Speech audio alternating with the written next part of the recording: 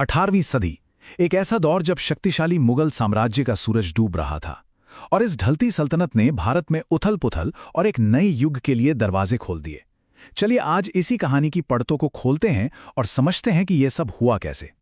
तो सवाल यही उठता है कि दुनिया के सबसे अमीर और ताकतवर साम्राज्यों में से एक आखिर इतनी तेजी से बिखर कैसे गया। ये एक ऐसी कहानी है जिसने भारत के मुकद्दर को हमेशा हमेशा के लिए बदल कर रख दिया। तो चलिए शुरुआत से शुरू करते हैं। पहले ये समझना जरूरी है कि हम कितने बड़े साम्राज्य की बात कर रहे हैं और इसकी गिरावट की शुरुआत आखिर हुई कहां से। लगभग 200 सालों तक मुगल साम्राज्य की शान ही कुछ और थी। ये वो सल्तनत थी जिस पर दुनिया की नजरें टिकी थीं। ये ताकत, दौलत और स्थिरता का दूसरा नाम बन चुका था। और फिर साल आया 1707। ये वो साल था जब ताकतवर बादशाह औरंगजेब की मौत हुई। औरंगजेब की मौत सिर्फ एक बादशाह की मौत नहीं थी, ये एक युग का अंत था। यहीं से मुगल सल्तनत के पतन की उल्टी गिनती शुरू हो गई। अब बात करते हैं उन अंदरूनी वजहों की जिन्होंने इस विशाल साम्राज्य को दीमक की तरह खोखला कर दिया। क्योंकि बाहरी हमलों से बहुत पहले दरारें तो घर के अंदर ही पड़ने लगी थीं। औरंगजेब के बाद दिल्ली का तख्त मानो एक मजाक बन के रह गया था। जरा देखिए, 1707 में बहादुर शाह प्रथम, फिर 1712 में जहांदार शाह, 1713 में फर्रुखसियर और हालत इतनी खराब हो गई कि 1719 में तो सोचिए एक ही साल में 4 बादशाह बदले गए। ये राजनीतिक अस्थिरता की इंतहा थी। तो ये जो दरारें थीं वो कई थीं। बादशाहत के लिए कभी ना खत्म होने वाली लड़ाइयाँ, ताकतवर जमींदारों का अपनी वफादारी बदलना, शाही खानदान और अमीरों का नैतिक पतन, सेना का दिन ब दिन कमजोर होना और ऊपर से एक भयानक आर्थिक संकट, इन सब ने मिलकर साम्राज्य की कमर तोड़ दी। इन्हीं में से एक बहुत बड़ी समस्या थी जागीरदारी संकट। अब ये क्या बला थी? आसान भाषा में समझिए। दरबार में अमीर और मनसबदार तो बढ़ते जा रहे थे, लेकिन उन्हें तनख्वाह के बदले देने के लिए जमीन यानी जागीरें कम पड़ गईं। इसका नतीजा ये हुआ कि पूरे सिस्टम में अफरा तफरी मच गई और अमीर उमरा किसानों को और ज्यादा निचोड़ने लगे। चलिए अब कहानी के अगले पड़ाव पर चलते हैं।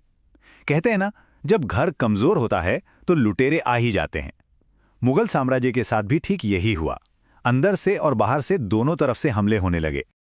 साम्राज्य की ये कमजोरी हमलावरों के लिए एक चुंबक की तरह काम कर रही थी, खासकर उत्तर पश्चिम की सीमाएं जिन्हें बाद के मुगल बादशाहों ने पूरी तरह से लावारिस छोड़ दिया था। और फिर 1739 में हुआ नादिर शाह का वो भयानक हमला। फारस के इस बादशाह ने दिल्ली को इतनी बेरहमी से लूटा कि इतिहास कांप उठा। वो अपने साथ तख्ते ताउस यानी मयूर सिंहासन और कोहिनूर हीरे जैसे अनमोल खजाने ले गया। ये सिर्फ एक लूट नहीं थी, ये मुगल साम्राज्य के ताबूत में एक कील की तरह थी। और यहीं पे जॉन विल्सन का ये कोट बिल्कुल सटीक बैठता है। वो कहते हैं कि नादिर शाह के हमले के उन 57 दिनों ने वो जमीन तैयार की जिसने ईस्ट इंडिया कंपनी को पहली बार भारत में जमीन जीतने का मौका दिया। मतलब मुगलों का पतन सीधे सीधे अंग्रेजों के उदय का रास्ता बना रहा था। तो देखिए, साम्राज्य पर हमला दो तरफ से हो रहा था। एक तरफ अहमद शाह अब्दाली जैसे विदेशी हमलावर थे जो बार बार हमले कर रहे थे और जिसने 1761 में पानीपत की तीसरी लड़ाई में मराठों की कमर तोड़ दी। तो दूसरी तरफ मराठा, सिख और जाट जैसे अंदरूनी ताकतें थीं जो अपने अपने राज्य बनाने के लिए बगावत कर रही थीं। तो इस पूरी उथल-पुथल का नतीजा क्या निकला? नतीजा ये था कि एक विशाल साम्राज्य बिखरकर छोटे छोटे राज्यों में बंट गया। भारत का सियासी नक्शा पूरी तरह से बदल चुका था।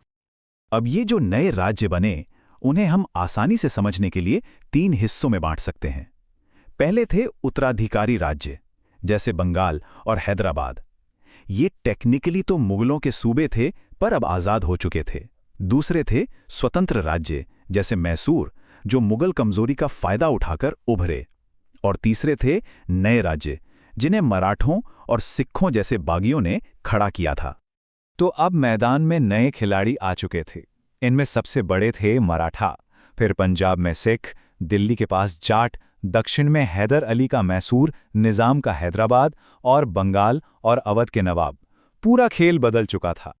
तो अब हम कहानी के उस मोड़ पर आ गए हैं जहां हम देखते हैं कि 18वीं सदी का भारत असल में था कैसा। और यकीन मानिए, ये तस्वीर बड़ी दिलचस्प और विरोधाभासों से भरी है। ये एक अजीब विरोधाभास था। एक तरफ आम जनता थी जो भयानक गरीबी, पिछड़ेपन और जुल्म का शिकार थी, और दूसरी तरफ थे अमीर और ताकतवर लोग जो शानो शौकत और ऐशोआराम की जिंदगी जी रहे थे। अमीर और गरीब के बीच एक बहुत गहरी खाई थी।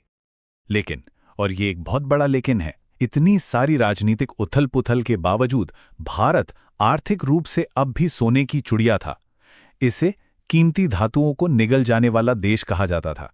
मतलब भारत से कपड़े और दूसरी चीजों का एक्सपोर्ट इतना ज्यादा था कि दुनिया भर का सोना चांदी खिंचकर यहीं आता था। ये चार्ट इस पूरी कहानी का सार है, समझिए। एक तरफ देखिए राजनीतिक एकता, बिल्कुल नीचे, सैन्य ताकत, वो भी नीचे, लेकिन तीसरी तरफ आर्थिक आकर्षण, वो आसमान छू रहा था। मतलब देश राजनीतिक और फौजी तौर पर कमजोर था, लेकिन इतना अमीर था कि हर कोई इसे हासिल करना चाहता था। तो सवाल फिर वही, एक ऐसा देश जो टुकड़ों में बटा हुआ था, व्यापार से मालामाल था, पर एकता और ताकत में बिल्कुल कमजोर। इस खालीपन को, इस पावर वैक्यूम को आखिर भरता कौन? ये वो सवाल है जो भारतीय इतिहास के अगले अध्याय की जमीन तैयार करता है।